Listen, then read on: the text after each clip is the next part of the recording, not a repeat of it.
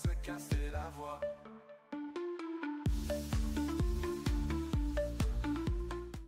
Salut à tous les frérots, j'espère que vous allez bien, bienvenue sur la chaîne et aujourd'hui on se retrouve pour la deuxième vidéo pronostic de la Coupe d'Afrique des Nations et aujourd'hui on va se focaliser encore sur deux matchs. Comme promis, on retourne sur la Coupe d'Afrique des Nations pendant cette trêve parce que comme j'arrête pas de vous répéter, mais pour les nouveaux je vais le redire, la Nation League ne m'intéresse absolument pas et à chaque vidéo je vais le refaire pour tous les nouveaux qui arrivent pour vous expliquer pourquoi. Je trouve que la Nation League est une compétition en trop, qui a été rajoutée en trop et qui ne sert absolument à rien. Pour moi, c'est un truc en plus peut-être pour rajouter peut-être des matchs. Le problème, c'est que pour les supporters, c'est bien de rajouter des matchs. Mais pour les joueurs, c'est pas pareil. Parce que tu leur donnes encore du travail physique en plus à faire au lieu de se reposer et de peut-être récupérer, peut-être pour éviter des potentielles blessures. Bah non, tu forces et tu continues. Et ça coupe aussi beaucoup les matchs. Les matchs des équipes, surtout le Paris Saint-Germain. Moi, ce qui m'énerve, c'est que Paris est en reconstruction. Une sorte de nouvelle ère. Et on a besoin d'enchaîner les matchs pour pouvoir apprendre à jouer ensemble. Et surtout commencer peut-être à se sentir de plus en plus à l'aise pour pouvoir avoir des actions et finir nos occasions. Parce qu'on sait que le Paris Saint-Germain a du mal au niveau de la finition. Et c'est en enchaînant qu'on peut s'améliorer. Là, le problème, c'est qu'on repart pour tous les joueurs sur une nouvelle tactique et quand tu reviens en club et t'es chamboulé et ça recommence. En tout cas, on va arrêter de parler de ça, on va se focaliser à la Coupe d'Afrique des Nations. Je dirais que je préfère parler de cette compétition qui est à peu près au même niveau que l'Euro. Comme tout le monde le sait, en Afrique, c'est une compétition où on a envie d'aller jusqu'au bout, c'est très important et je trouve qu'il y a un peu plus d'intensité malgré tout. Donc, pour tous les nouveaux, je fais à chaque fois des pronostics et des fois des débriefs d'après-match. Là, aujourd'hui, on va se focaliser sur Burkina Faso qui va recevoir le Sénégal et en deuxième match, Zambie qui va recevoir la Côte d'Ivoire. Donc voilà, on va parler des deux matchs. On va parler de où, quand le match aura lieu, les arbitres, les stades, les chaînes de retransmission. On va regarder les formes actuelles des deux équipes, les classements, les face-à-face. Et à la fin de chaque prono, je vous donnerai mon pronostic. En tout cas, j'espère que la vidéo va vous plaire. Bon visionnage. Avant que la vidéo commence, n'oubliez pas l'abonnement, le petit like, le petit commentaire pour le référencement et n'hésitez pas à partager les potes. On est parti sur le premier match de cette vidéo. Le Burkina Faso reçoit le Sénégal le jeudi 14 novembre à 20 h au stade 26 mars. Et les chaînes de retransmission sont beIN Sport 1, beIN Sport Connect France, MyCanal et Free. On est déjà à la 5e journée, on se rapproche déjà de la fin pour pouvoir passer aux phases finales de la compétition. Au niveau des cotes, et ça représente quand même un petit peu les classements FIFA, le Sénégal est classé 20e contre 62 pour le Burkina Faso. Et pour tous ceux, avant que je vous parle des cotes, pour tous ceux qui parient, faites attention parce que ça peut être dangereux. Et pour tous ceux qui ont moins de 18 ans, on le sait, les paris sont interdits.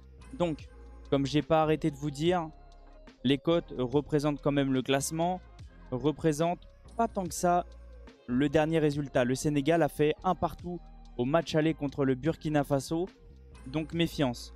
Au niveau des cotes, la victoire côté Sénégal est cotée à 1,73, le match nul est coté à 2,80 et la victoire côté Burkina Faso est cotée à 6,10.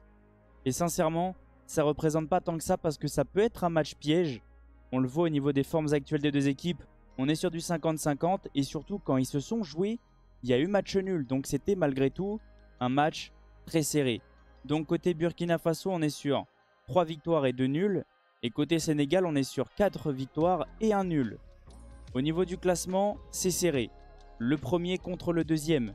Donc c'est pas une équipe non plus à sous-estimer le Burkina Faso. Et chez eux, ils vont tout faire pour pouvoir venir à bout du Sénégal. Ou au moins repartir avec un point et s'assurer de finir premier grâce à la différence de but. Au niveau des face-à-face, on peut le voir, c'est malgré tout serré. Une victoire côté Sénégal, 0 côté Burkina Faso. Et on est sur 3 matchs nuls. Donc ça reste quand même des matchs très serrés à part un. Il y a eu un 1-0, 2 partout, 0-0 même si ça remonte quand même. Et la victoire 3-1 du Sénégal. Donc ça reste un match très serré. On peut le voir, ils ont une blessure côté Burkina Faso, Dango Ouattara. blessure mineure, donc fin novembre, donc qui sera indisponible normalement. Au niveau du classement, comme j'ai pas arrêté de vous dire, les deux vont vouloir gagner pour pouvoir peut-être déjà assurer la première place et pouvoir être beaucoup plus tranquille. S'il y a match nul, le classement restera comme il est. Ils sont assurés d'être qualifiés tous les deux, bien sûr, mais je pense que c'est quand même mieux de finir premier. Je pense. C'est au niveau de la fierté, d'après ce qu'on m'a dit. Maintenant, ça se joue pas au niveau des premiers, deuxièmes, si je dis pas de bêtises. Et ça joue au niveau du classement FIFA, au niveau des tirages. Je peux pas non plus, moi, assurer, mais je pense que ça va se passer comme ça. Par rapport à mon pronostic, je dirais que ça va être serré, mais le Sénégal va vouloir prendre sa revanche sur le premier match. Et je pense qu'ils vont pas s'imposer sur un gros score, sur un plus petit. Et je vois le Sénégal s'imposer 2-1. C'est un match serré. C'est un match où il va y avoir quand même un petit peu de but. Mais c'est mon avis. En tout cas, n'hésitez pas à me dire, vous, vos avis dans les commentaires. On part maintenant sur le deuxième match de cette vidéo. La Zambie reçoit la Côte d'Ivoire le vendredi 15 novembre à 16 h au stade Lévi Mwanawasa. N'hésitez pas à me dire si ça se prononce bien comme ça. Au niveau des chaînes de retransmission, beIN Sport 1, beIN Sport Connect France, gratuit, et MyCanal. Alors pourquoi gratuit, je ne sais pas. Peut-être que le match sera disponible gratuitement, je ne peux pas vous l'assurer. Donc je ne vais pas vous dire oui à 100% pour ne pas vous induire en erreur. Au niveau des cotes, et ça représente malgré tout le classement FIFA.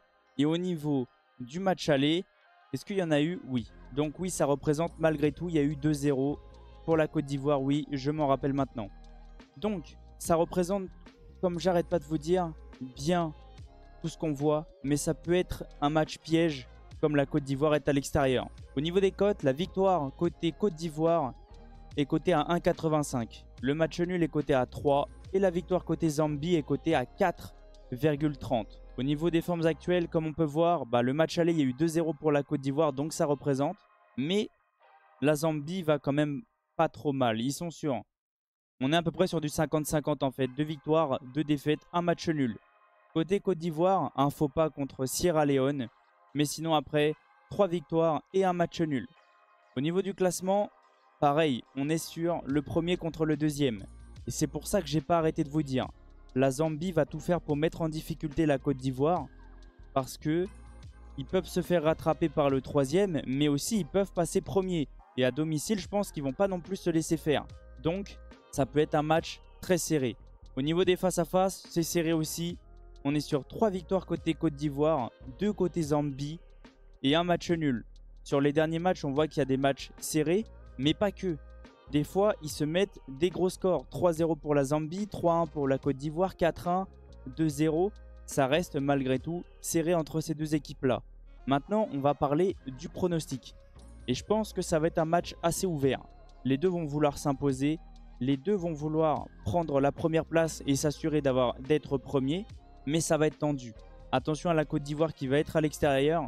Et il va falloir clairement s'assurer au minimum de prendre un point pour pas non plus perdre des points et surtout se faire rattraper par les poursuivants. Au niveau du score, je vois un match nul. Ça va rester sur un match nul. Les deux ont besoin de points, mais les deux vont pas non plus perdre. Je vois un match se finir en 1 partout. Ça reste un match serré. Les deux vont prendre des points. Donnez-moi vos avis dans les commentaires. J'essaie de donner le plus de pronostics possible en étant le plus objectif possible. En tout cas, merci à tous ceux qui sont restés du début jusqu'à la fin. Merci à tous ceux qui regardent mes vidéos, surtout actuellement pendant la Coupe d'Afrique des Nations. J'essaye de vous donner le plus d'infos. Je prends énormément de plaisir à vous faire ce genre de vidéos. Et puis voilà, je vais vous laisser sur ça. N'hésitez pas à rejoindre mes différents réseaux, surtout d'aller voir aussi mon serveur Discord. Et surtout, de prendre le plus de plaisir sur ma chaîne qui est là grâce à vous. Je vais vous laisser sur ça. Et on se retrouve très prochainement, soit pour un prono, soit pour une vidéo pronostic, soit pour une vidéo débrief. Je vous laisse sur ça, je me répète. Ciao les potes. As a single friends, whatever happened to that? I don't care if you're a man, you don't love me to the end.